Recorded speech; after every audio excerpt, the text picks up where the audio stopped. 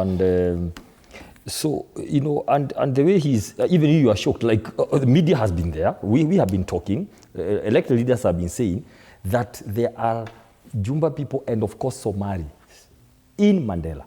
I want to quickly remind Kenyans, 2-3 months ago, the governor for Tana River, in the Jukua, in this Kikau stuff, some Kikau things that are being done by the CS, the governor stood, this is a retired army guy, the governor for Tana River. Mm-hmm. Yes, he's a retired army, so he's a disciplined, he's a disciplined guy, he cannot just talk. And he said when CS was seated there, that there are Somalis who have come from Somalia.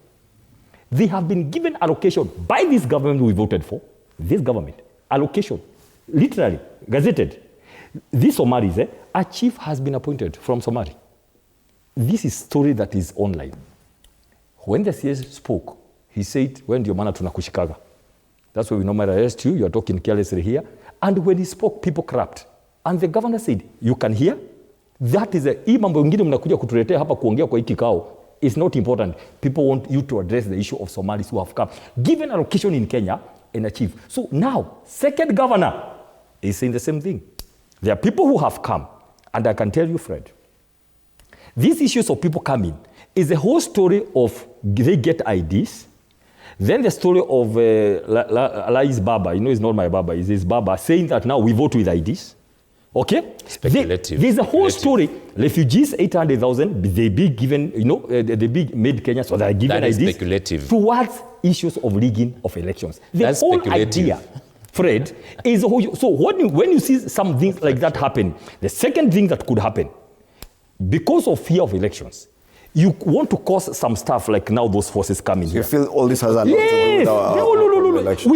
We have our own, we know what we know. And we are here to tell you, either that line of getting these people come here, cause some things, in the midst of that people register for with the IDs and then they get tragedy of associating with the Gachagua. The second thing, the second issue is that cause some, you know, the constituency that there cannot be an election during war. Cause some people then some war. We are saying, how do you describe Fred? A minister was asked yesterday, then he began dodging, saying, you know, I'm in Busia, but since you have asked me, let me answer. Then he dodged, saying, we don't know who they are. You are in charge. You consume raw intelligence, but you don't know what that raw intelligence says about people, foreigners, who are in your country, displacing children in schools. What are we saying? Are we in a country? Dr.Mbae is a very good politician, and he knows how to... I'm an expert on leadership. No, but you are also a very good politician, and you have associated with the Gachagua, so you are advancing lying and constructing propaganda.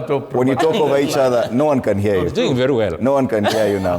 When you talk over each other, no one can hear you. And I've seen, and from my assessment, I don't think this panel is capable or expert enough to discuss that matter. So allow me to give you each a minute and a half for your final comments, starting with you, Bunalai, about everything that we've discussed, not just the issue of Mandela. We don't have to thank you so much.